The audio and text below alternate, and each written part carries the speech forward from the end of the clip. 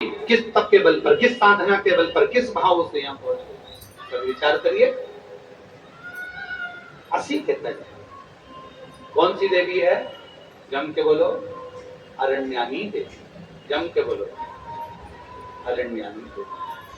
और बहुत ध्यान देना महाराज, जिस नारी के गर्भाशय में अगर गठन हो जाए, बच्चादानी में कोई प्रॉब्लम हो जाए और गर्भाशय में डॉक्टर बोले कि इसका बड़ा ऑपरेशन कराना पड़ेगा, या गर्भाशय में कोई तकलीफ ज्यादा ही हो गई है, या किसी रूप में पुरुष या स्त्री या बच्चे या बड़ों के उदर नाभि से नीचे हर्निया से जुड़ी हुई कोई प्रॉब्लम हो गई है, तो भी अरण्यानी देवी का स्मरण करने से, यहाँ तक यदि गर्भाशय की प्रॉब्लम है या पुरुष या स्त्री में हर्निया से जुड़ी हुई भी कोई प्रॉब्लम है, तो थोड़ा ध्यान देंगे। 7 बेलपत्र इस तरह से लीजिए।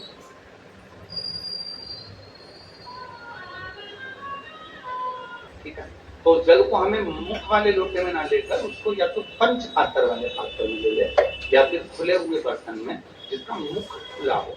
कटोरी है, कटोरी का मुख नहीं बंधा होता, प्लेट का मुख नहीं बंधा होता, लोटे का मुख बंधा होता है, लोटा का मुख ऊपर से बंधा होता है। मतलब बंधा मतलब लोटा ऐसा आगे जाके सक्रिय हो जाता है, नीचे से छोड़ा हुआ, खुला हुआ। प्लेट ले, कटोरी ले, और जिसको भी बच्चादानी में कोई प्रॉब्लम है, बड़े ऑपरेशन का डॉक्टर, अरण्यानी देवी का नाम लेकर 7 बेलपत्र को आगे रखकर शिवजी पर उस जल को 7 बार, भले 2-2 बूंद चढ़े चाहे 4-4 बूंद चढ़े, वो 7 बार अरण्यानी देवी का नाम लेकर यदि वो जल चढ़ाया जाता है, 7 बेलपत्र को वापस लाया जाता है, उठाया हुआ जल नंदी के पास बैठकर आचमन किया जाता है, और एक एक बेलपत्र को 7 दिन तक रोज एक एक खाया जाता है। उसके 12 दिन के बाद आप जांच करा लो, आपकी हर्निया में और आपके बच्चादानी में। कही थी डॉक्टर शिव का एक रूप है, ये नहीं कि हम ये कर रहे हैं तो डॉक्टर की दवा ना लें, डॉक्टर की भी दवा लें। डॉक्टर को शिव मान, पर उसके साथ में अरण्यानी देवी का स्मरण। कल बाबा जी कह रहे थे कि एक बेलपत्र में वो औषधि है, और बाबा जी जब से लोगों ने बेलपत्र खाना चालू करी, रुद्राक्ष का पानी पीना चालू करा, तब से रिसर्च सेंटरों में रिसर्च हो रहा है कि इस बेलपत्र में ऐसा क्या है, रुद्राक्ष में ऐसा क्या है कि रुद्राक्ष के जल से लोग ठीक हो जाते, बेलपत्र के सेवन से। फिर से बोलो एक बार, कौन सी देवी है? अरण्यानी देवी। और अगर इस देवी का दर्शन करना है तो कहाँ जाना पड़ेगा अपने को?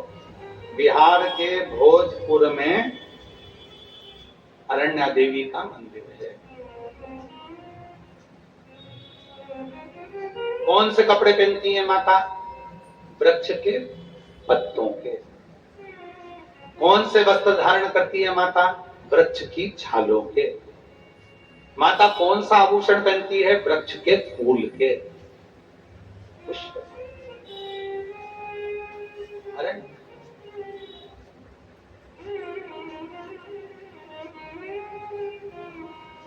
महाराज, हमारे सनातन धर्म में लोग, दुनिया के लोग भले हंसे, ताना कसे, पर हमारा सनातन धर्म इतना मजबूत है, उसकी पूजन पद्धति, उसके श्रृंगार एक ऊर्जा देते हैं। पहले वो अपने शीश में गजरा या फूल जरूर लगाते हैं। साउथ में, वाराणसी में तो साउथ के लोग ज्यादा आते, दक्षिण के, आप उनको भी देखिए वो गजरा फूल लगाते। पहले की माताएं बालों में, केशों में गजरा फूल अवश्य लगाती थी। क्यों? 16 श्रृंगार में एक श्रृंगार है बेणी, गजरा। क्यों लगाया जाता है? कि नारी जब अपने केश में कोई पुष्प लगाती है, नारी जब अपने केश में कोई गजरा लगाती है, तो वो माँ अरण्यानी को अपने मस्तक पर विराजमान कर रखती है, और उस नारी के गर्भ से जुड़ी हुई कोई परेशानी उसको होती नहीं है, कोई परेशानी। और अब धीरे धीरे धीरे धीरे लोगों ने गजरा लगाना बंद करा, फूल लगाना बानों में बंद करा। अब तो प्लास्टिक का फूल लगा लेती हैं। तो वो गजरा और फूल जो बंद हुआ, उसके कारण बस आज के जमाने में आप देखो, प्रत्येक माताओं को अगर सूचना मिलेगी तो कहा इसको गर्भाशय में प्रॉब्लम है, इसको गर्भ में गठान हो गई, इसको बच्चादानी में ये हो गया, इसको रजो धर्म से जुड़ी प्रॉब्लम हो गई। पहले ये नहीं होता था। अरण्यानी देवी का स्मरण ही हमारे को सुख प्रदान करता।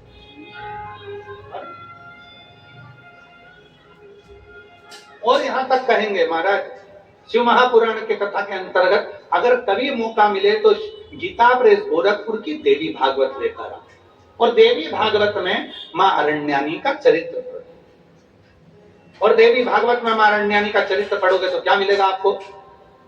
मां अरण्यानी के चरित्र में पढ़ेगा आपको, जिस नारी के रजो धर्म में तकलीफ होती है, रजस्वला होते समय जिस बेटी को, जिस नारी को, जिस बच्ची को पेट में दर्द होता है और कहीं ना कहीं रजो धर्म रुक जाता है या रजो धर्म लगातार चालू रहता है, तो मां अरण्यानी देवी का मात्र नाम लेकर 3 बार आचमन करने पर ही 1 घंटे के अंदर उसको आराम लगना प्रारंभ हो जाता है। ये अरण्यानी देवी, ये अरण्यानी देवी। ये कोई साधारण है क्या? हमारे धर्म शास्त्रों में, हमारे तीर्थों में, हमारे धर्म शास्त्रों में बहुत बहुत देवताओं को इसको पहचाना नहीं है।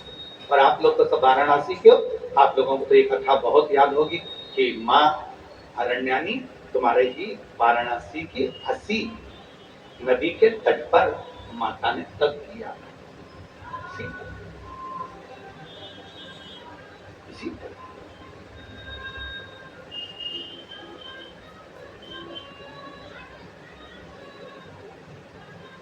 और शिव शंकर भोले भाले मां गोरा के घर वाले, तुमको लाखों प्रणाम, तुमको लाखों प्रणाम, तुमको लाखों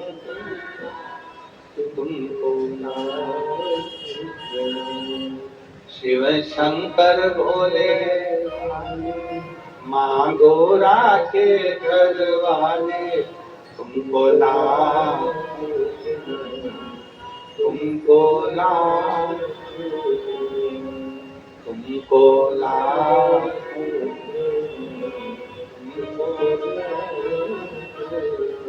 अरण्यानी देवी। एक बार वापिस बोलेंगे सभी, जितने आस्था चैनल पर सुन रहे हैं, जितने फेसबुक यूट्यूब पर सुन रहे हैं, जितने सोशल मीडिया पर सुन रहे हैं और जितने काशी की इस पवित्र धरा पर इस भवन में बैठकर सुन रहे हैं, वो कौन सी देवी है जो व्यक्ति के उदर से जुड़े हुए उसके नारी के एक एक रोग को समाप्त कर देती है? उसका नाम है अरण्यानी देवी।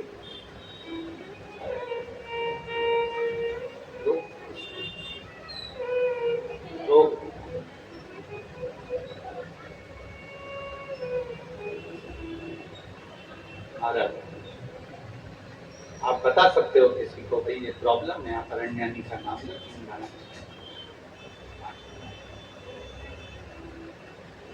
विजय ने कहा मां पार्वती जी से कि ये तो सब दुखी है और पार्वती जी बैठ गई सब साधना, उठती नहीं है, कपड़े गल गए। कितना तप करा होगा माता पार्वती जी ने, जरा विचार करिए कि वस्त्र तक गल गए। पत्ते का श्रृंगार किया, फूलों का श्रृंगार किया मां पार्वती, पत्र पुष्प।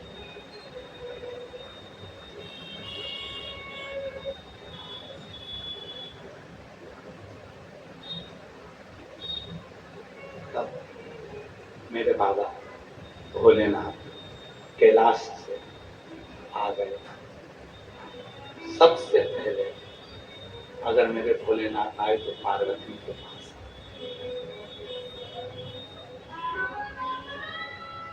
उठो पार्वती, उठो, चलो कैलाश। नहीं, मैं इनको दुखी नहीं देख सकता। दुनिया के लोग मुझे माँ कहते हैं, और माँ का मतलब आपको मालूम है? माँ का मतलब मालूम है आपको?